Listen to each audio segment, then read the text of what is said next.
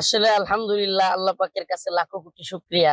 যারা শাপলা চত্বরে শত শত নিরীহ মুসলমানদের, নিরীহ আলেম ওলামা ছাত্র জনতার উপর গুলি করেছিল, হত্যা করেছিল, এবং পরদিন 5ই মে রাতে এই হত্যার পরদিন আমার এলাকাতেও একটা গরু জবাই হয়েছিল। এমনকি অনেক জায়গায় তারা আনন্দ মিছিল করেছিল হেফাজতকে হত্যা করে।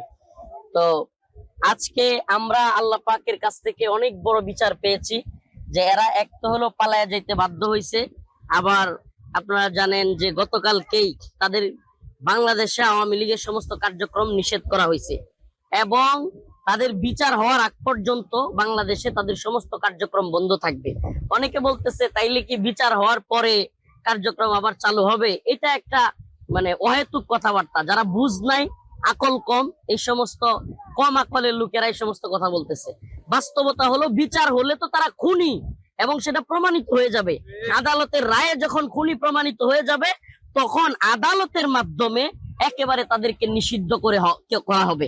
আমি মনে করি এটাই সবচেয়ে যুক্তিযুক্ত যে নির্বাহী আদেশ, আসলে নির্বাহী আদেশে যে কাউকে নিষিদ্ধ করা যায়, কিন্তু এটার গ্যারান্টি, এটার আপনার মূল্যায়ন কিংবা এটার গুরুত্ব আরো কম।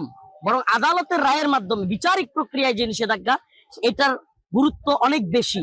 অতএব আমরা এই ইন্টারিমকে অবশ্যই প্রেসারের মধ্যে রাখবো যে তারা যেন দ্রুত সময়ের মধ্যে আওয়ামী লীগ যে খুনি এবং এদেশে একটা সন্ত্রাসী দল এবং ভারতীয় রয়ের এজেন্ট, এরা এটা একেবারে প্রমাণিত। অতএব এবং জাতিসংঘের মাধ্যমে প্রমাণিত হয়েছে যে জুলাই বিপ্লবে আওয়ামী লীগ দলীয় সিদ্ধান্তে হত্যাযজ্ঞ চালিয়েছে, এবং শাপলা চত্বরের খুনও প্রমাণিত হয়ে গেছে। অতএব এদেরকে জাতীয় আন্তর্জাতিক ভাবে নিষিদ্ধ করা এবং আদালতের বিচার প্রক্রিয়া নিষিদ্ধ করা। আমি একটা উদাহরণ দিই। মনে করেন ফুটপাতে আপনি গুলিস্তান থেকে একটা মোবাইল কিনলেন হুট করে, এই মোবাইল কিন্তু যে কোনো সময় নষ্ট হয়ে যেতে পারে। তেমনি ভাবে নির্বাহী আদেশ, এটারও গুরুত্ব কম।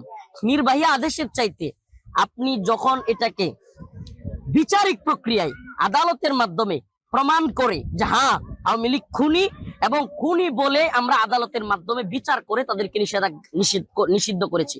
অতএব আমি বর্তমান সরকারের গতকালকে সিদ্ধান্তকে সাধুবাদ জানাই।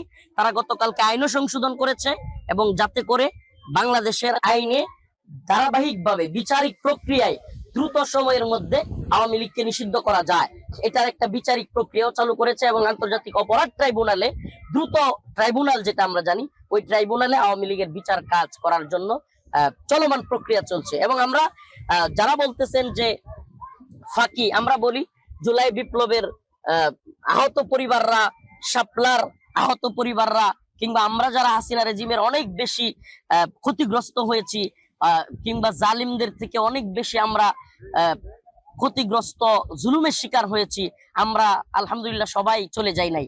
ইন্টারিম যদি কোন রকম ফন্দি ফিকির করে, ইনশাল্লাহ আবার আমরা শাপলায় কিংবা শাহবাগে একত্রিত হব। এটা তো এরা দিবালুকের নে স্পষ্ট বিষয়টা কেউ মিথ্যা প্রতিপন্ন করে। আওয়ামী লীগকে না দেখতে পারার পিছনে অনেকগুলো কারণের একটা কারণ এটাও যে এরা জুলুমকে অস্বীকার করে। এরা এত বড় জালেম যে জুলুম তো করে, তারপরে এটাকে হাসাহাসি করে, ট্রল করে। এই জন্য আমরা আওয়ামী লীগের দ্রুত সময়ের মধ্যে বিচার চাই, শুধু নিষিদ্ধ না। এবং এই খুনি হাসিনাকে বাংলাদেশে এনে শাপলা চত্বরে ঝুলাইয়া এই জুলাই বিপ্লবের শহীদদের এবং শাপলার শহীদদের আত্মাকে ঠান্ডা করার জন্য আল্লাহ পাক বলেছেন, মিনাল মুমিনিনা রিজালুন সাদাকু মা আহাদুল্লাহ আলাইহি ওয়া মিনহুম মান কাদা নাহবাহু ওয়া মিনহুম মান ইয়ানতাজির ওয়া মা বাদদালু তাবদীলা। আল্লাহর পথে অনেকে জীবন দিয়েছে, আরো অনেকে জীবন দেওয়ার জন্য তৈরি আছে।